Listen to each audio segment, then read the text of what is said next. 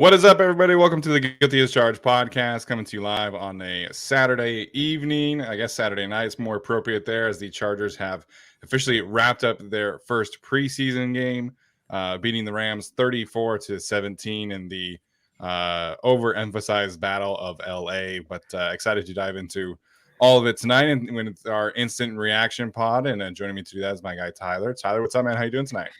Great, man. That was fun. I don't remember the last time a preseason game was actually just fun to watch.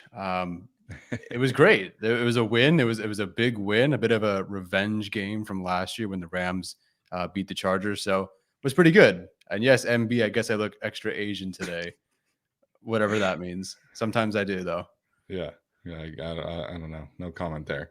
So we'll have our instant reaction tonight. We'll take some questions from you guys at the end of the podcast if you have any. Obviously, super chats appreciated there, but we'll do more of a quick instant reaction tonight, and then on Tuesday for the Chargers feed, we'll have more in-depth breakdown. We'll have a chance to have more of an understanding from a statistical standpoint, as well as hopefully a film standpoint. I'm not quite sure how the NFL Plus film this year has been looking, but I've seen some other people posting about all 22 clips, so we'll see how that one goes. But hopefully for the episode on Tuesday, we'll have a much more in-depth picture that we can look at from this preseason game. Yeah, we'll take a look somewhere in between our recording that we're doing tomorrow and that recording, my first day teaching. We'll find some time to watch some of the films. That should be good.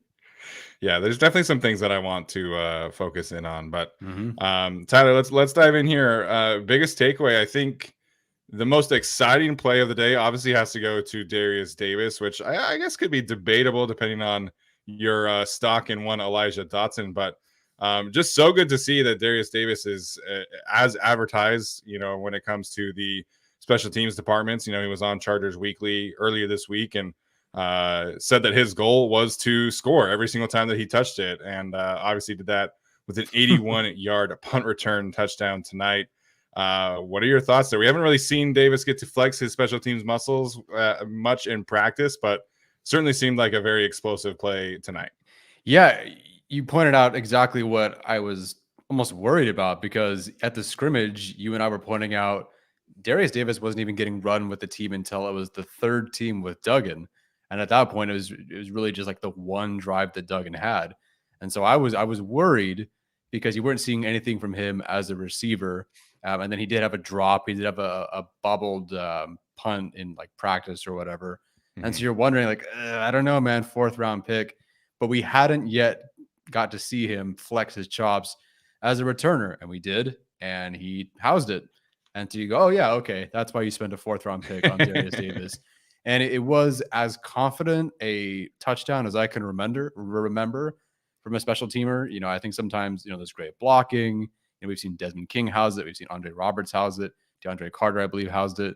But the confidence at which he was able to, read the team and then take off and score was something I feel like we really haven't seen since like a Darren Sproles type. And there was a point where, you're kind of doing some of the math in your head where he kind of gets that corner. And you're like, okay, he's got about this much space and he's, this much room, and he runs like a 4-3. Oh my gosh, he's going to score. And lo and behold, like he does, no problem. And you just note the difference. It just looks different when a guy is out there with a 4-3. We've come a long way from KJ Hill with a 4-7. Man, catching strays. Derius Davis, I think the official tally that I saw was that it was 21.5 miles per hour, which is not even as fast as he has ran in college. So, that level is different. He had that the second kick return he had too. I thought he might have broken that one because there was a little bit of a crease there, and you could see him kind of accelerate through that. So the acceleration was fantastic. The way that he paused to set up his blockers was really, really cool. Then you just see him stick his foot in the ground and hit that hole, as well as breaking some tackles. It's not like he just, like you mentioned, it's not like he just had a crease and he just ran really fast. Like he had to break a tackle to get there as well. So this is, I think this is a great sign for the Chargers special teams. Again, Ryan Ficken has established such a great culture. We saw AJ Finley, get a near forced fumble at the very end of the game, along with Raheem Lane. And now that they have like a legit weapon as a returner, because DeAndre Carter was a solid punt returner, but Derius Davis can be, a guy who can give you, an 80-yard punt return at any moment. And that just really changes the game for the Chargers and takes a lot of pressure off the offense to be perfect, every single week too. Yeah, huge for this team. Punt returner wasn't as much the issue last year, but any edge you can get, now obviously a touchdown, you'll take that every time. We'll see how he does in the kickoff returns. That was their biggest weakness last year. I believe the first one he got to the 24, which is already 7 yards better, I think, than Carter was last year. And when things get ironed out and they have their actual starting units, it could be even better. But point is, we've seen that the speed is legit, and I don't know what he's not going to break the record for touchdowns in a season or anything, but the Chargers have always kind of had like one, maybe or two touchdowns. I think Andre Roberts had one touchdown and another like 70-yarder. I think this is really that season where we're going to start seeing a legit game changer as an extension of the offense. Even though he's not playing on offense, he'll be an extension of that offense and give the offense another 5 yards, another 10 yards, or heck, a whole other touchdown than they would have had before. And a couple of people in the chat are saying he just made it look easy, and he did. Like, he's just, and the amazing thing is he's a small guy. He's not a big guy, but he's very, very fast, and that's evident. But like you pointed out on that kickoff return, he was going to break some tackles. Yeah. And I think a lot of people forget, and Dane Brugler pointed this out because he does, or Feldman's Freaks. I think Dane Brugler pointed it out, that he squats 500 something pounds, and he's one of the strongest guys. Like, Eckler is pound for pound the strongest guy on the team, and Derius Davis is going to give him a run for his money, apparently. And also he runs a 4.3. So to have a returner that's obviously that fast, but also can like actually push some weight is really impressive. And it's just going to change the way this team can score anything. And now you have a kicker who kicked 51 today.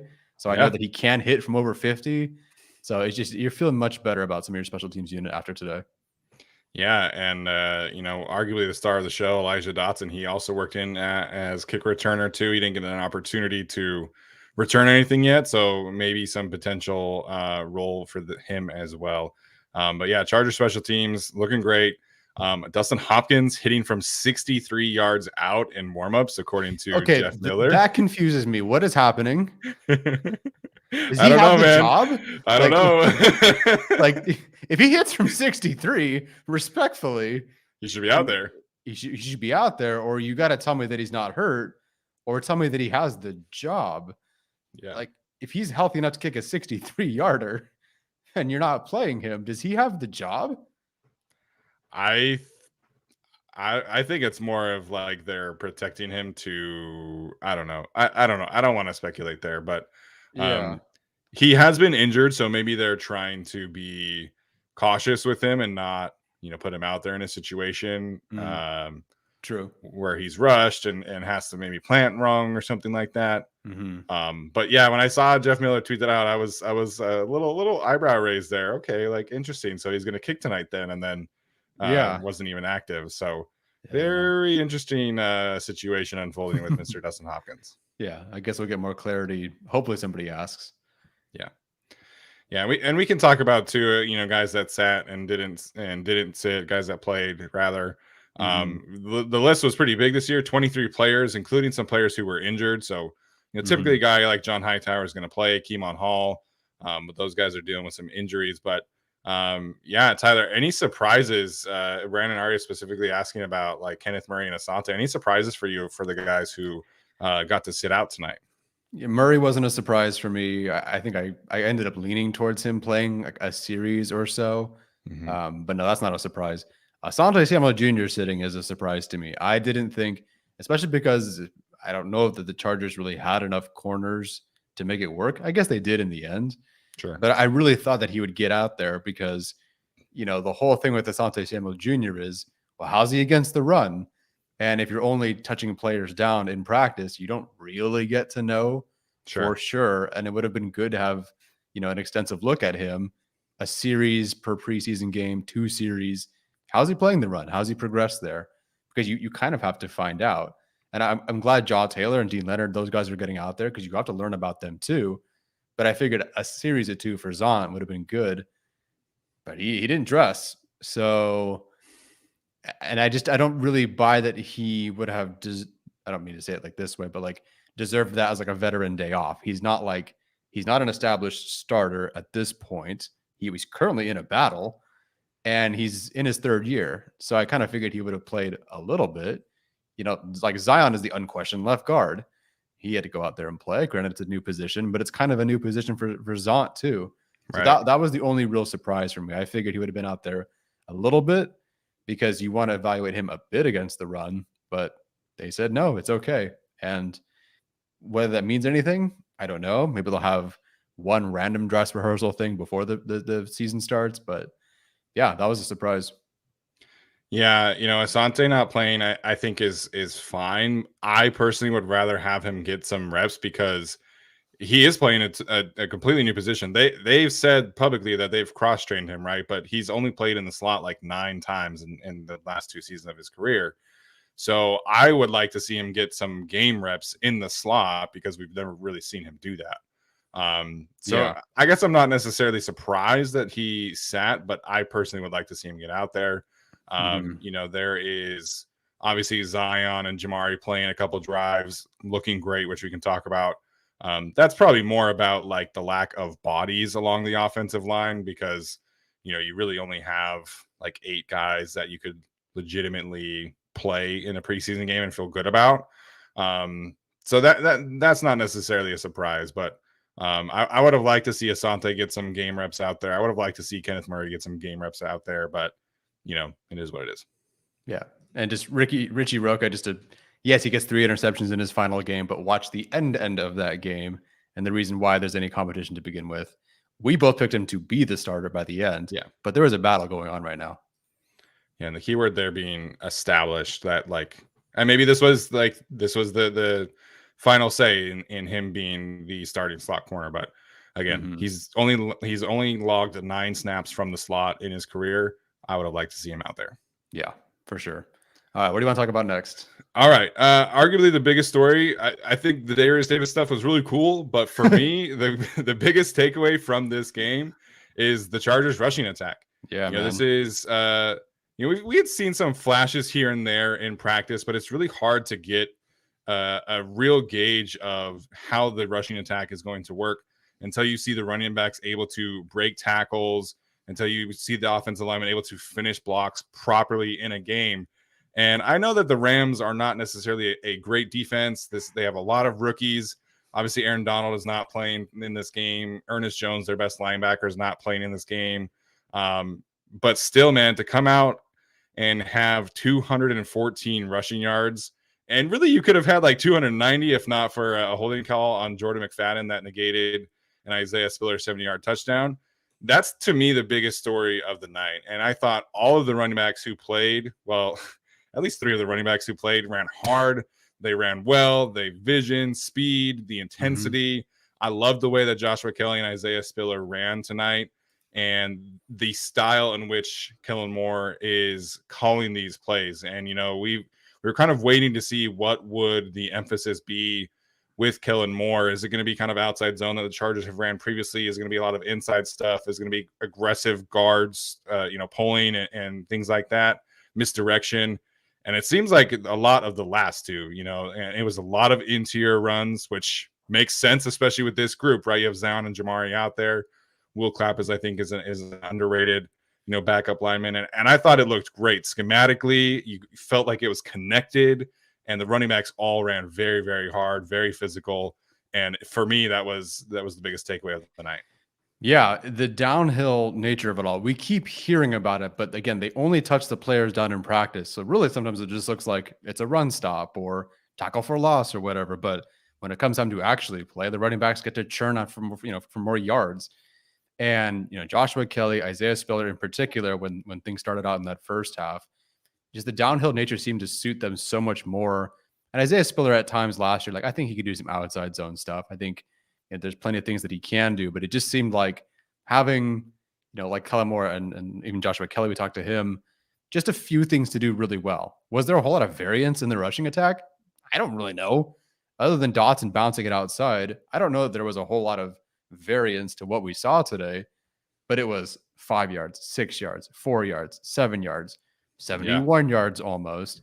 It was awesome. And just to see, there's a couple plays, I think last year, another play against like the Patriots in 2021, where the offensive line would, it's like Will Clabb, Zion Johnson, whoever, would push the running back for another yard or so at the goal line. And it just felt like the entire unit, the running backs would fight, get another yard, and the line would jump in to get another 2 yards. It was awesome watching this rushing attack. Last time they played the Rams, I believe it was like 18 or 17 carries for 56 yards from the running backs.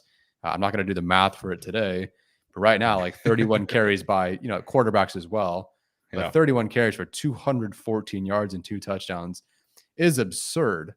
I don't recall the last time the Chargers had any kind of rushing attack like this in the preseason.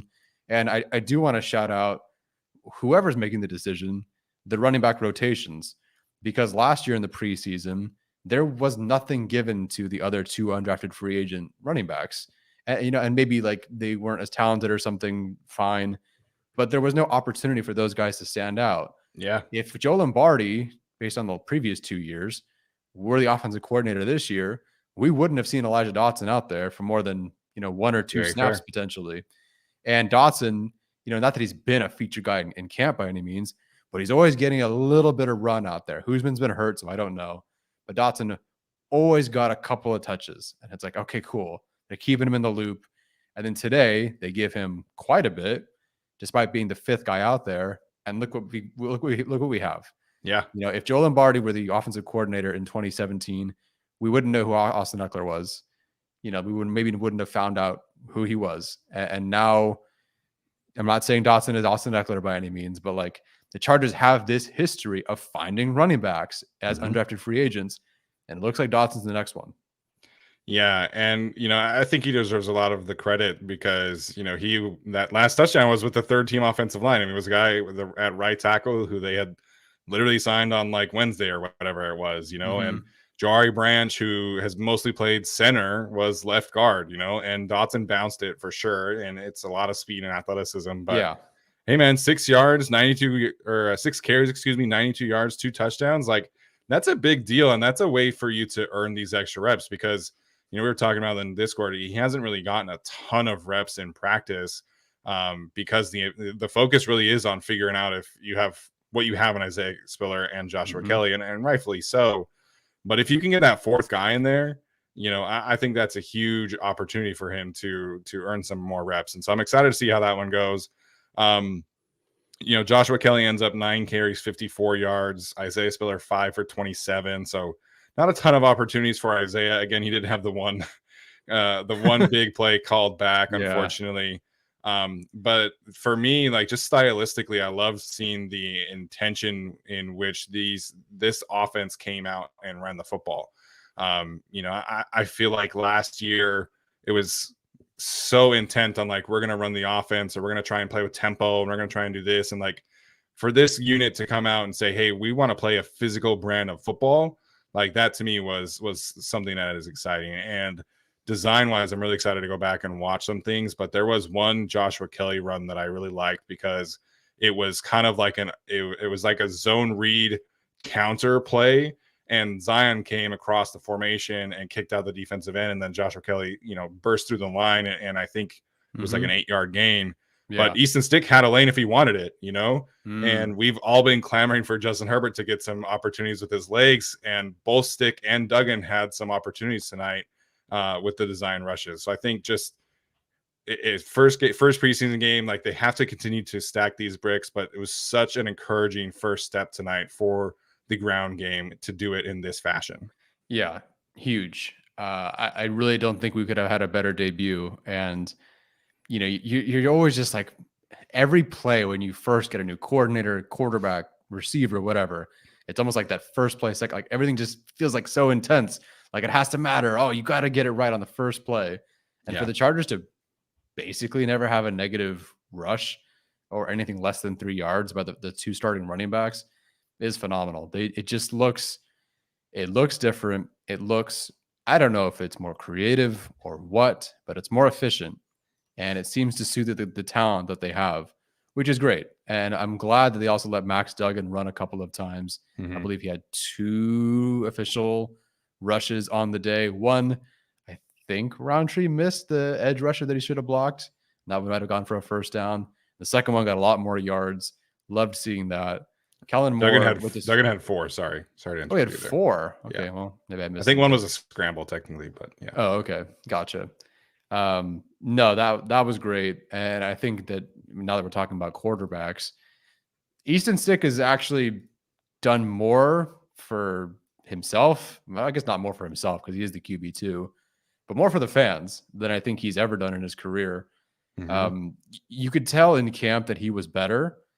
And I think that the fact that you hear about John Hightower and you hear about Palmer or Johnston, Shepard, Davis, Bynum, etc., without really saying it's, no one really talks about Easton Stick in those moments, but there's a reason you're seeing the highlights to those players, or that, what's his name? Stone Smart, Mike Ezeki, these guys are standing out. That's a lot of it on Easton Stick. You have to be able to evaluate these guys. Yeah. And Easton Stick's allowing these guys to shine. And tonight, the stat sheet doesn't really show it. And I feel like even at the scrimmage, you probably feel the same way. He was a good quarterback, a good backup quarterback. Was it perfect? No. That couple of throws were a little funky, but these aren't all the guys that he's been like in rhythm with. There's no set unit. And I'm sure it'll look better when he's got the starting offense out there, if he ever goes out there. And I hope he doesn't.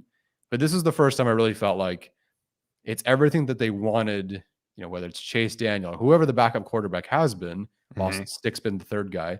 It's what the Chargers have been looking for this whole time. But now I really feel like Easton Stick controls the pocket, moves in the pocket, bails when he needs to. Like, there's actually good quarterback play going on right here. And it's he's been around since 2019. Like, let's not forget, he's been around for a while. Brooke was surprised to see a graphic of him in the old uniforms. Like, she didn't realize that he had been around that long. Yeah, man. Like, a good long while. And the Chargers have had different coordinators, quarterbacks, coaches. No one's really figured it out. Now, Kellen Moore, Doug Nussmeier, they get him in the 5th year of his career. So that helps, not the 1st year. But they really, really have done something here with Easton Stick. And again, the 2019 class being Trey Pipkins being your right tackle, and you feel good about that. And Easton Stick, you actually feel kind of good right now about him being your backup quarterback. It's really fascinating to watch. Not every player have their careers turn around or get better, but a lot of players I kind of wrote off under Brandon Staley. They've actually kind of had a bit of a career resurrection. Yeah, I thought that was by far Easton Stick's best game as a professional that we've seen. You look at the stat sheet, like you mentioned, 14 of 21, had some drops in there, which certainly did not help, which we can talk about. I know there's a super chat, definitely. 109 yards and a touchdown. But, just in the past, like, we've seen him get in these situations where it's first read, maybe a second read, but usually he's going to take off and try and run, or he's going to try and extend the play outside of the pocket, do a scramble drill. But he just looked so much more calm and collected in the pocket. He was going through his progressions. He made some really good passes. It's unfortunate that Quentin Johnson dropped that go ball. Yeah, that was a really good pass from Easton Stick. The goal line fades was kind of not his finest moments, but the touchdown to Quentin Johnson was a great pass. He fired that thing in there. So I'm really liking what we've seen from Easton Stick. And we were kind of pessimistic about him being like the clear-cut QB2. We wanted them to go out and maybe get like a Cooper Rush or somebody that was a little bit more fluent in the Kellen Moore offense. But Easton Stick has had a really solid camp. He's made some really good improvements, and he looks like he's really settled into what it is to manage the game. And then also he's going to show off his legs. He is going to scramble from time to time. He had the 2 scrambles, which were really nice, smart scrambles. They weren't forced scrambles. So I loved what I saw from Easton Stick tonight. I thought he played a fantastic, manageable game tonight. That 2-minute drill at the end of the game, or at the end of the first half, was really, really solid. Smart decisions, just really calm and in control. I think that was by far Easton Stick's best game. And I'm hopeful that he can continue to stack that up for the rest of the preseason. Yeah, that's, he will have to kind of, continue to earn the good faith, goodwill of the fan base. Yeah, And sure. the coaches already have, like, he's a QB2. There's nothing that's going to change. And I don't think Max Duggan caught him at all tonight overall, but he continues to stack these games. And listen, man, whoever turned it around for him, or just himself, obviously, like, he can take some credit for his turnaround too. It's been a pleasant surprise, because I genuinely thought that this was a bad decision, and maybe it will be. Like, maybe Cooper Rush in a game in the NFL, having to jump in at halftime, could be better. But for now, I am feeling much better about Easton Stick as the QB2. And honestly, like, I think you and I had, when we did our position group rankings, he, like, quarterback was third or fourth, whatever, for us. Like, it wasn't super high, and that's mostly because of Stick and Duggan. Herbert, second best player on the team, even maybe the best player on the team. But I feel a little bit better. Like, when I moved them past, when I moved Herbert up to first and quarterback up to first on the position group rankings now, no, but I do feel better. And it's more that I can say about what I felt 3 hours ago. Yeah, I think if you're just talking about guys from last year to this year, like, who's most improved player, like, I think Easton Stick is in that conversation. I think John Hightower probably would win that conversation, but I think Easton Stick is at least mentionable there. All right, let's get to the Quentin Johnston conversation, because people online having kind of a field day about the two drops and another pass that was kind of Stick's fault. I will say, I feel like the first drop on the comeback route was probably more of a pass breakup from Trey Tomlinson than it was like a real drop. But the go ball, to me, that was a very clear drop. But what did you make of Quentin Johnston's night? Yeah, so I agree. So the first play was a screen that wasn't his, like, it went nowhere. The blocking stunk. Like, there's nothing, nobody could have done anything with that, really. Don't worry about that. The first drop, like you said, it, to me, like, overall was more about Quentin Johnston not making the play, not really making the catch as much, just not making the play. Like, Mike Williams comes down with two of those three, if not all three of them. And that's fine. Different player. That's Mike Williams. But I was wanting Quentin Johnston to just make one of those plays. There's contested situations. Fine. Make one of them. But the real egregious one was that deep ball one. And granted, it wasn't the easiest one. It's difficult to track over your head and to the opposite shoulder. So I understand why it's difficult. It's not like the DB wasn't anywhere near him. But I just really wanted him to make some of those catches. And he didn't. And that was very frustrating. And I thought when they pulled him, because they did for almost an entire quarter, I thought that was the end of his night. And everyone's like, yep, that's the end for Quentin Johnston. What a bummer. I think he had 2 or 4 yards or whatever it was. Yeah. And then all of a sudden I'm like, well, Quentin Johnston's back in the game. Touchdown. And I think that was great. I really needed to see that. I think the fans needed to see that. Good Lord. And I think Quentin Johnston needed that. It really felt like, after that first screen, I'm not saying he was nervous, but I would imagine he'd be nervous. It's a lot of jitters. First NFL game, a lot of action. You're the first round pick. And they target him, 7 times or whatever it was that game. Like, he was kind of it for them in the passing game in terms of attempts for a while. And so it just looked like there was just a little bit of nerves. And so to see him, like, what they took him out of the game for whatever reason, for however long, for him to come back in the game, run his best route, get Easton Stick's, best throw as well. I think that means a lot. This is fine. We talked about this previewing this game. He's going to make mistakes. Like, he wasn't a perfect prospect.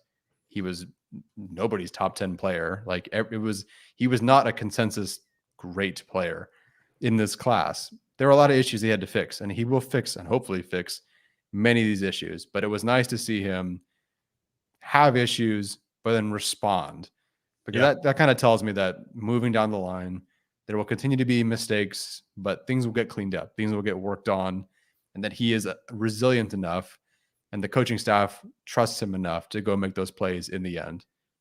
Yeah, for me, it's that last part there. It's the way that he responded to those mistakes, and it's what he did earlier this week in practice that Daniel Popper outlined. He had The screen pass that he kind of fumbled a little bit, and then he had the route that was kind of cut off unnecessarily by Michael Davis for an interception, and then tonight the drops. And it's about how he responds and how he continues to improve.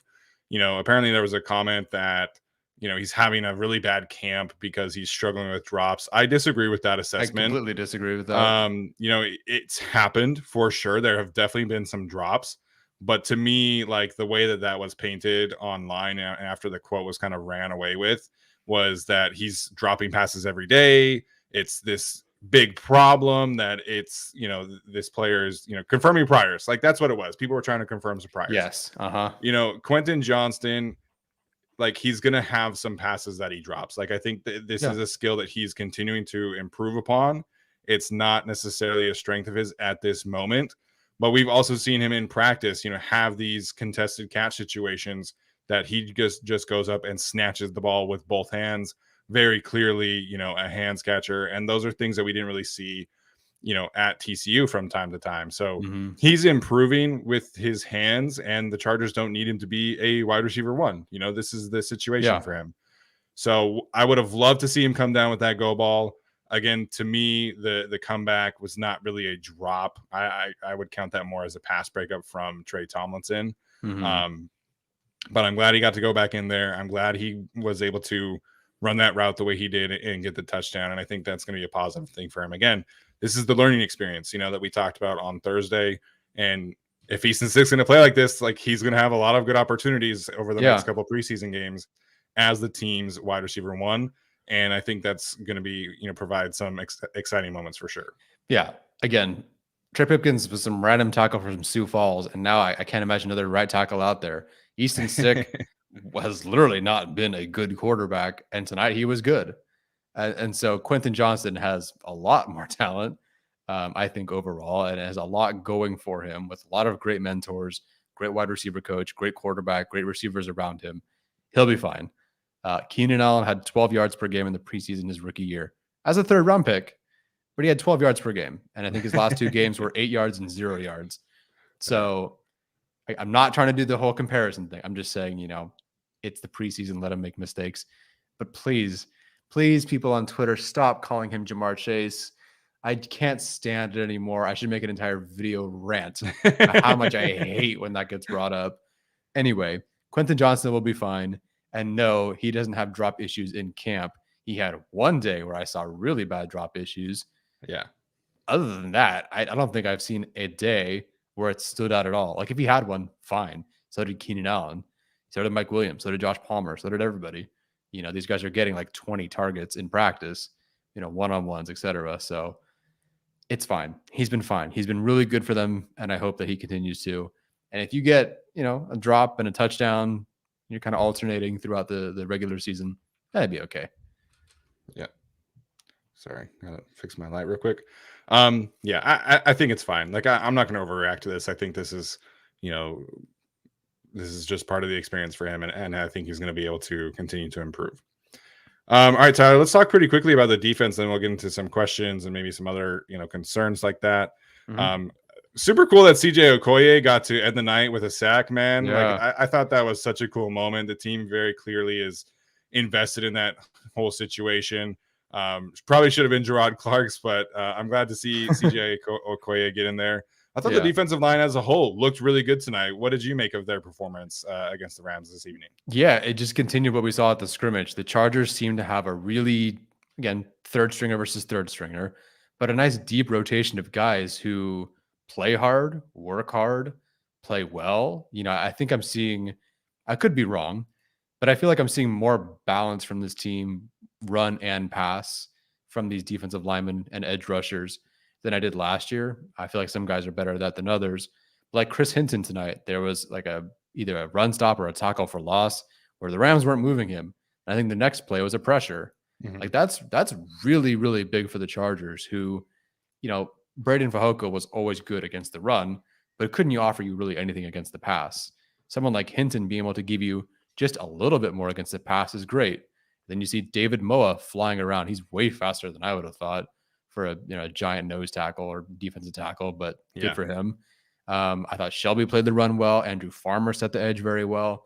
A lot of guys are playing really well as kind of like two-way players, and it's really impressive to see. They continue what they did against us at the scrimmage, and I think the Chargers, it's very difficult. Like, I don't know if any one player separated themselves tonight, but all of them had good games. Like, there are several guys who had good games, and so there's really no separation because everyone feasted. Yeah, I was very, very happy with the defensive line performances tonight. I don't think I saw Joe Noteboom out there, and I definitely didn't see Rob Havenstein. Those are two guys who will be key starters for the Rams, but they Right. had a lot of other key starters out there. Andrew Witt, the CBS broadcast was like totally wigging out, and so I was listening. I was listening like the first quarter of it on the Fox broadcast with Andrew Whitworth. And Logan Bruss, a guy who we talked about as a potential guard, apparently he's like in competition for the right tackle spot to start. And he was saying that the Rams are very, very high on him, that they're really like they've been very impressed with him. And Chris Rumph had some good reps against him. Thule had some good reps against the left tackle. And those two just really set the tone early. That first drive, Thule had a couple pressures. Chris Rumph had the sack. And that really was the energy for the rest of the unit. And I think we saw that in the scrimmage as well, where Khalil Mack and Chris Rumph and Thule kind of set everything up, and then the other guys kind of followed suit. I thought Ty Shelby had some really good reps. I thought Carlo Kemp had some good reps as well. This is a team where last year at this time we were very, very concerned about the edge depth. And now I think there's a chance that Ty Shelby in particular could maybe make this a little interesting to keep 5 pass rushers, but I still need to see a little bit more there. But at least there's that threat, because last year at this time we were like, okay, like you have 3, and maybe kind of Kyle Van Noy. Like last year was a big concern, and the way that Thule has played and really hit the ground running is very, very encouraging. Chris Rumph, he did this kind of thing last year, so we'll see. But I thought he had some really great rushes tonight. So Yeah. The defensive line performances were very, very encouraging tonight, and it was all across the board. I thought Scott Matlock had some good moments. You mentioned Chris Hinton. Gerard Clark came in and right away got a run stop on his first snap. So it was a good, nice performance from the defensive line. Yeah, it really was. I don't know if a 5th edge rusher is going to make this roster, but at least like unlike last year where guys got hurt and they're like, call up Jeremiah Tauchu from 2014. Whereas I feel like this year they'd actually want to elevate somebody from their roster or from their practice squad. So I think they've only kept one true edge player for the last few years, or at least under Brandon Staley. I'm gonna think that's Shelby right now. I think Shelby and Farmer were the first 2 guys out there and played quite a bit. Surprised it wasn't Carlo Kemp out there first. But maybe they're just looking for some new guys. So whoever it is, great. I feel pretty good about it. And if they keep 2, cool with that too. Yeah. All right, Tyler, any other defensive takeaways before we jump into some questions here? I want to watch Jasir Taylor's film before I kind of make any comments there. It's so difficult to tell anything about DBs. People are asking about JT Woods as well. That was a dumb penalty. I don't care if it's... It was ticky-tacky, but it was still dumb. Right. It's a ticky-tacky, stupid penalty that shouldn't be called because it's whatever, but it is called. So don't do it. Like it's dumb that it's called, but it is. So don't do it. I thought, and the box score, I don't think it showed this enough. I think JT Woods played the run a lot better than I'm used to seeing him. I think they only gave him credit for, let's see, I think 3 tackles here. I thought there were several moments where if he wasn't the guy making the tackle, he was ready to, he was in space, he was meeting them at the line of scrimmage. And it's unfortunate that penalty is going to take away from what I think was actually a better night from him. So that's a player I want to go back and watch because I thought he played better against the run. And we just kind of have now forgotten about it because of that penalty. Yeah, there were a couple of reps from him that I really, really liked. The Rams touchdown that got called back really helped him out because that was not a good rep from him. Yeah. Although that in that specific moment, I want to say like Amon and Jasir Taylor had that like initial play really locked down. And then there was the holding penalty that the Rams running back kind of bounced it and put JT Woods in a tough spot. But the defensive back performances is is always tough to gauge because we really only see when they're like actually targeted. I thought Dean Leonard seemed to have a good night, but Yeah. you just never really know until you're able to get down to that film. But Mm-hmm. I thought there was some good and then some bad plays from JT Woods, and then obviously the penalty, which I thought was silly at best. Yeah. Can't wait to watch some of these DBs. It seemed like Mullen came out of that injury okay. I didn't realize he had a pass breakup until like the replay when they were showing his injury, like the most fingertip pass breakup. So good for him. Yeah, definitely want to watch these guys a little bit later. Yeah. People asking about it in the question, or excuse me, people asking about it in the chat. Deion Henley working with the third team defense tonight. What are your thoughts there? Yeah, so I guess I'm not surprised. So we had figured, I think, even in the preview show, that Amen would be out there before him. I think that was kind of a done deal. I think they have always liked, even though they drafted Nick, and I think Nick is honestly better, they've liked Amen out there as a true, linebacker sort of type than Nick. So that's fine. That I got. I was surprised to see Neiman out there over Henley initially, but I get it. Like that is a tandem that has worked together, that has kind of worked well together in the preseason. So I understand. Does it mean anything? I don't really think so. I think by the time we get to, later in the preseason, that might change. But at the same time, like Amen and Nick Neiman, like they do pretty well in the preseason and they are core special teamers. Yeah. So you do know more about them. I don't know that, you're going to take those guys and cut one of them or whatever. So I would like to see a mix in there, but for now, it's fine.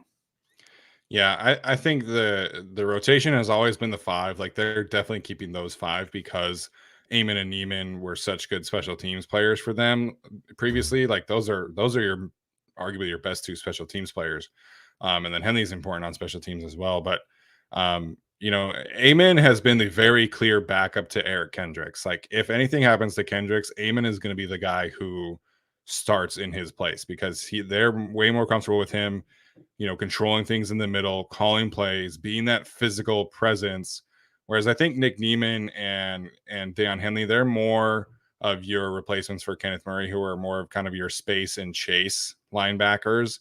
And I think that fits well. Deion Henley had a couple pass breakups tonight. I thought that I think it was on the play when Chris Hinton had his pressure.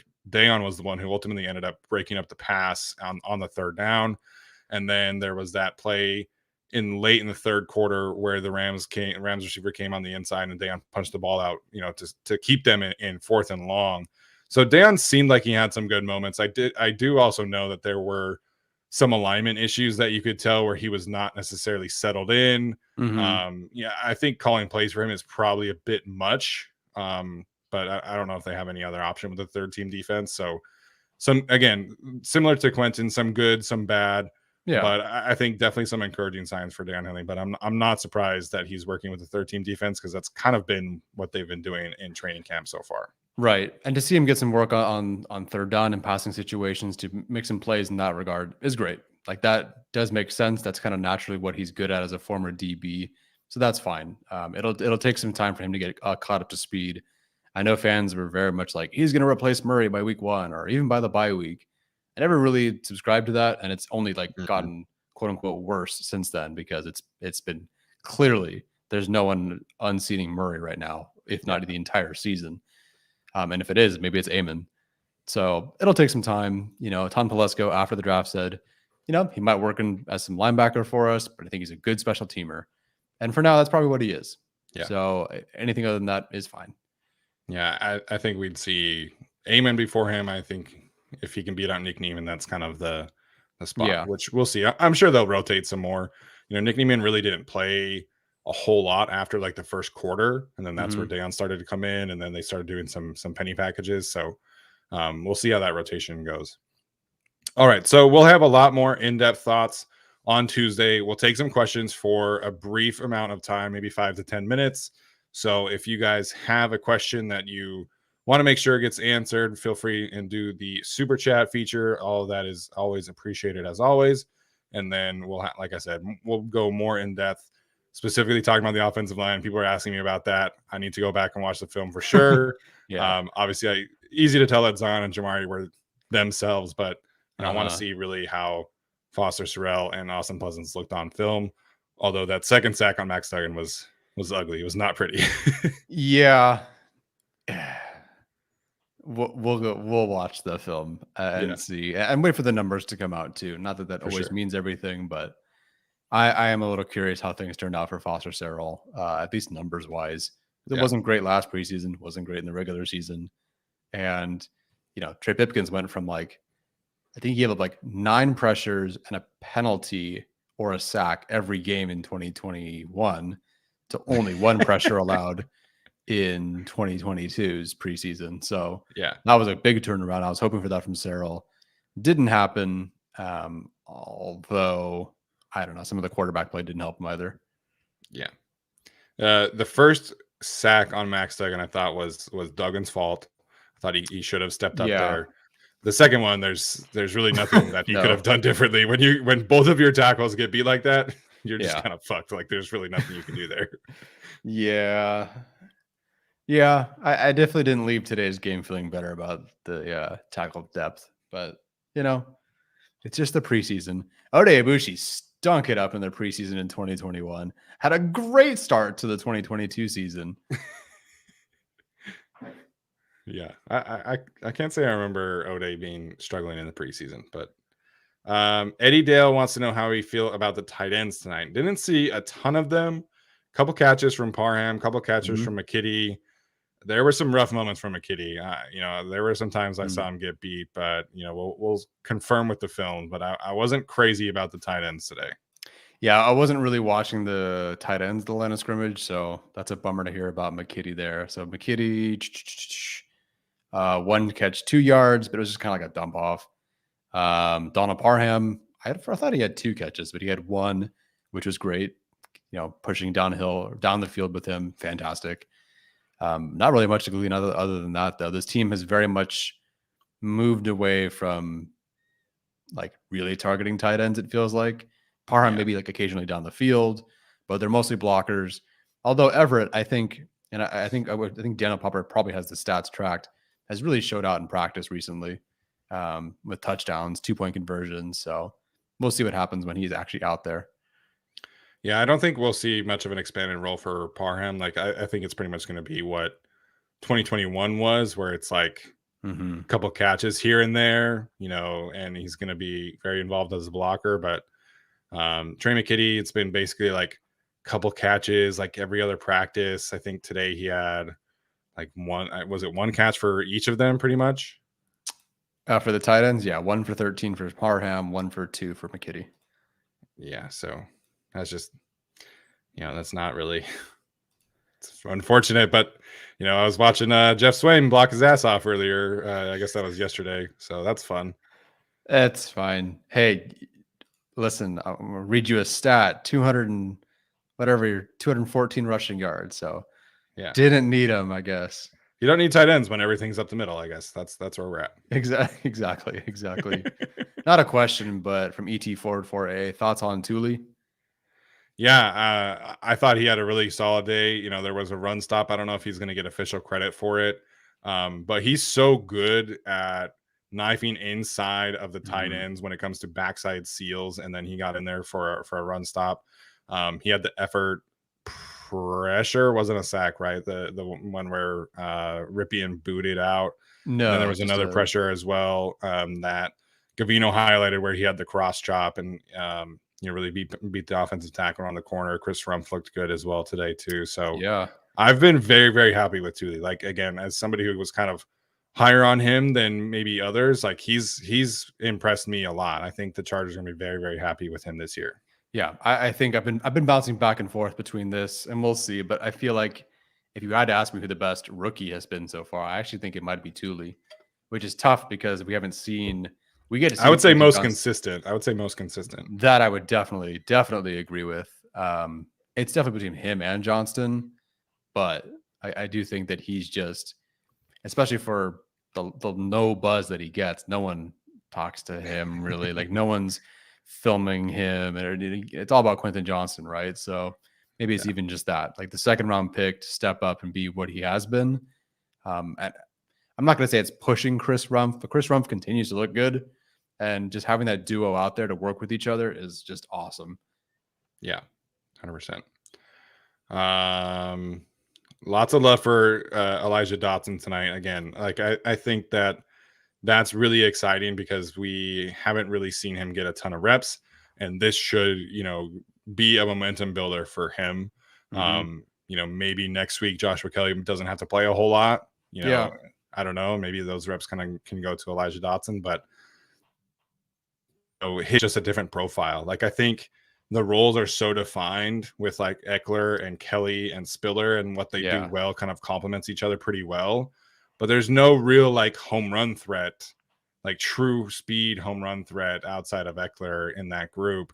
And so Dotson becoming a reliable piece, I think, would be fantastic. And if it pushes somebody else off the roster, then I think you keep a guy like that because he can also provide you some special teams ability too. So tonight was very encouraging. I'm hopeful that he can continue to earn those reps and play well over the next couple of preseason games. Yeah, we'll see how things are divvied up. I don't think that they feel like Roundtree has to continue to be the fourth guy for them. I think we can see that switch as early as next game.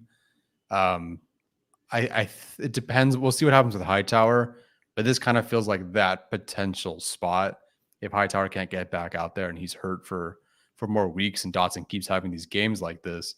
Kind of feels like that spot. Granted, that's also dependent on Jalen Guyton, but we'll see. I don't know what the path would be. Like, yes, he can contribute on special teams. His only punt return ever was like an 80-yard punt return for a touchdown in college. I just don't really know where he mixes in other than just as the RB4, who I would love to have on the team if that's what he can do. They'll have to do some, moving things around, or cut Max Duggan, or not Xander Horvath, which is possible, but unlikely at this point. Yeah, I mean the thing that I kind of keep on coming back to is that they've kept 10 defensive backs each of the last 2 years under Brandon Staley. I don't really feel comfortable about any of that 10th option right now. I mean, Keeman Hall's been injured. I liked AJ Finley a lot as an undrafted free agent, but he barely plays.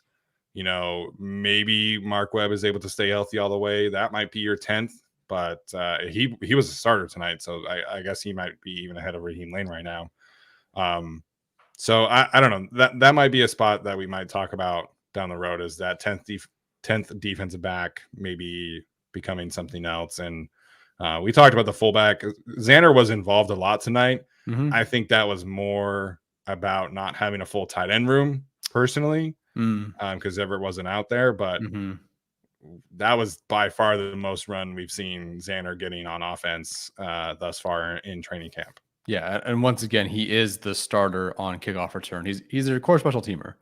He's not making the roster because he's a fullback. He's making it because he's a special teamer. Sure. All right, last thing here, Joe Alexander. We talked about the Quentin drops earlier, so don't want to revisit that, but he wants to know thoughts on the play calling overall from tonight. Good as far as I could tell. It felt like, again, watching things and having to tweet, type, take notes, and everything is so difficult. But it felt like on many instances, I guess the best way I can say it is that Easton Stick looked very comfortable, and it felt like he had many options, which also included him running. I thought it looked good on the defensive side of the ball. I am curious where Derek Ansley started to fit in versus Brandon Staley. Like, did Staley take the first half, Ansley take the second half? Switching drives, I don't know. But it didn't look like the defense lost its identity at any particular point. So I thought overall the play calling was good, but I won't really be able to tell until I actually watch it.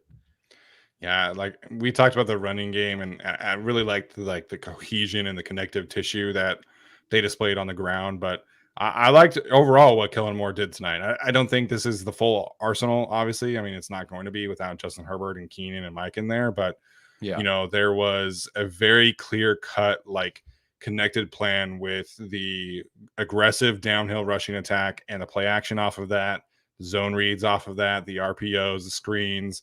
I thought it all made sense and worked together, which is not really the case of what preseason has been the last 2 years. If we're being completely honest, it was just kind of like, hey, like let's throw this out there and see what sticks. No pun intended. So I thought Kellen Moore had a really nice debut. Defensively, again, I don't think we saw a ton of what we'll see without all the starters out there, but there were definitely a couple blitz packages out there that I really, really liked. The Chris Rumpf sack was a blitz package with Amon and Neiman were both up, and then Neiman kind of like came and then went back, so kind of like a delayed retreat, and it really schemed up one-on-ones for everybody across the board. So, you know, regardless of your feelings about Staley, the one thing I think we all can agree on is that he is fantastic at scheming up one-on-ones for his pass rushers because of these blitz packages that he's so great at dialing up at the right times. Yeah, he that's always been kind of his bread and butter. I thought from the Rams days, watching him, you know, Aaron Donald is the focus of every offensive line, and yet he found ways to get him open, or maybe it was Brockers or whoever it was, to get these guys one-on-one. So that's fantastic. And yeah, I thought tonight was no different. And, you know, with the way Kendricks has been, Murray's been, your arsenal now with Henley, Neiman, you know, Amon, etc. You're feeling pretty good about that group. Yeah. 100%. All right. So much for our 30-minute quick reaction. Hey man, it was the right intent. It's the first preseason. You know, they said on the show it's preseason for everybody. So it's preseason for us too. Yeah. But just had so many things to talk about tonight, being the first preseason game. So yeah. Appreciate everybody for tuning in. By far the most people in the chat that we've had in really since draft time. So appreciate everybody for tuning in tonight. Again, we'll have a lot more in-depth reaction and some more clearly defined segments for the Charter show on Tuesday. Can't wait to dive into the film. You know, we'll see if Tyler's able to, because you know, his first day teaching. Congrats, by the way. Thank you. But excited for this. Tyler, any final thoughts before we head out? Honestly, just thank you guys for being here. You guys are complete sickos. Some of you, it's 1:30 in the morning where you are. At best, it was 9:30, you know, when you started, for most of you here in California. Thanks for being here. I really appreciate it. Hopefully we can party after some actual regular season wins. Yeah. Jorge joking, victory funeral potatoes. That's definitely not what you want to eat when you're trying to celebrate. But you know, we'll have some fun with it for sure. All right, that's going to do it for us tonight, you guys. Stay tuned for our episode on Tuesday with the Chargers. And like I said, we'll have some more in-depth thoughts there. And that's going to do it for us tonight. We'll see you then. As always, bolt up.